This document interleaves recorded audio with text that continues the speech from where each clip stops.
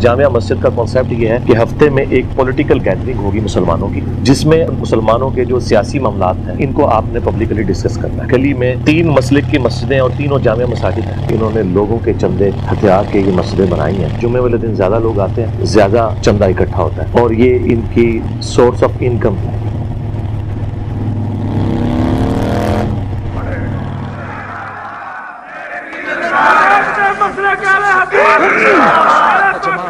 بدعقیدہ مولوی سے پوچھیں گے بتا اللہ کی قسم کھا کے تیرا دادا کون؟ باپ دادا بھی سنی تمہاری نصیحت جلدی کروا دیں گے، تھوڑا سا ہوگا مختصر سا جلدی نماز پڑھی ہو جائے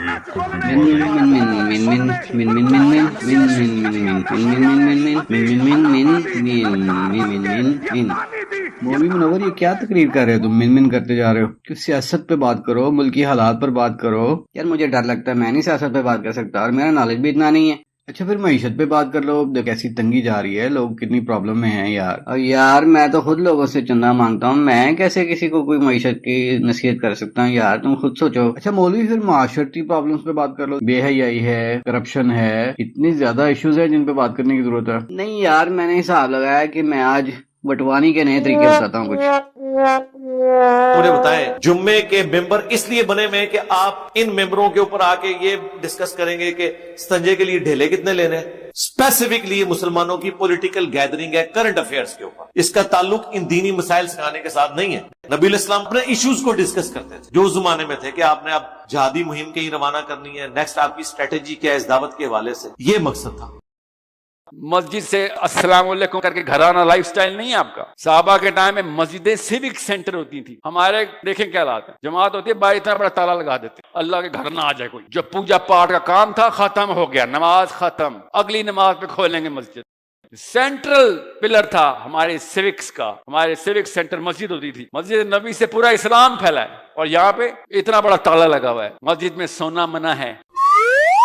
یہ بندہ جو بتا رہا ہے مجھے نہیں لگتا کہ شاید انڈیا کے اندر بھی یا پاکستان میں کوئی ایسا ایریا ہو کہ جہاں پر ہر نماز کے بعد مسجد میں تالا ڈالا جاتا ہو، کوئی ایریا ایسا نہیں ہے۔ تو مسجد سونے کھانے پینے کے لیے تو ویسے بھی نہیں ہے، لیکن یہ کہ اپنی وہابیت کی سوچ کو لوگوں پر تھوپنے کے لیے اور اہل سنت کے علماء سے لوگوں کو بدظن کرنے کے لیے یہ بندہ صرف جھوٹ بول رہا ہے کہ ہر نماز کے بعد تالا ڈال دیا جاتا ہے۔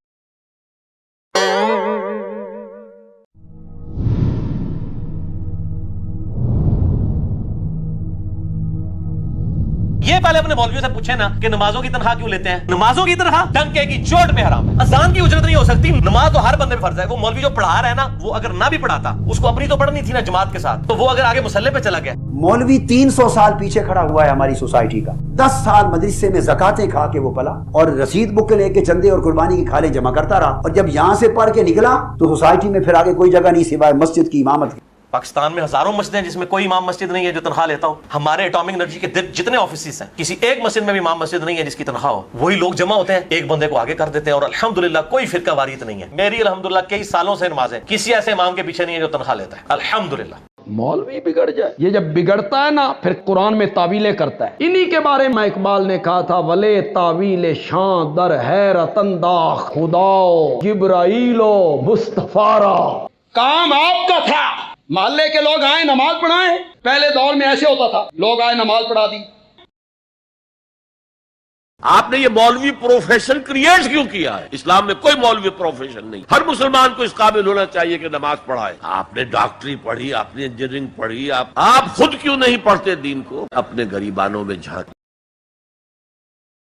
جمعے کا خطبہ یاد دہان نہیں تھا۔ ایک شہر کے اندر ایک بڑی جامع مسجد ہونی چاہیے جہاں پہ سب لوگ جمع ہوں، چند صورتیں رٹ کے اور 2-4 باتیں دین کی سیکھ کے، جسے نہ ماڈرن سائنس کا پتہ ہو نہ مسلمانوں کے ایشوز کا پتہ ہو، اور وہ کہ میں مسلمانوں کو گائیڈ کروں گا۔ ان لوگوں کو گائیڈ کرے گا جن لوگوں نے اسے تنخواہ پہ رکھا ہوا ہے اور ان کی تعلیم بھی ان سے زیادہ ہے، وہ ان کو کمی کمین کی جگہ سمجھتے ہیں۔ سیدنا عمر ایک پولیٹیکل لیڈر بھی تھے، مسلمانوں کے پیشوا بھی تھے، حافظ قرآن بھی تھے، امام مسجد بھی تھے، یہ ساری چیزیں ان کے اندر جمع تھیں۔ ایک پولیٹیکل گیدرنگ ہے تو جو لوگ گورنمنٹ لیول کے اوپر معاملات کو لے کے چل رہے ہیں انہیں جمعہ پڑھانا چاہیے، یعنی ہمارے جہلم شہر میں اصولاً ڈی سی کو نماز جمعہ پڑھانی چاہیے۔ تقریر تو وہی کرے گا، مولوی کا کام نہیں ہے کہ وہ تقریر کرے۔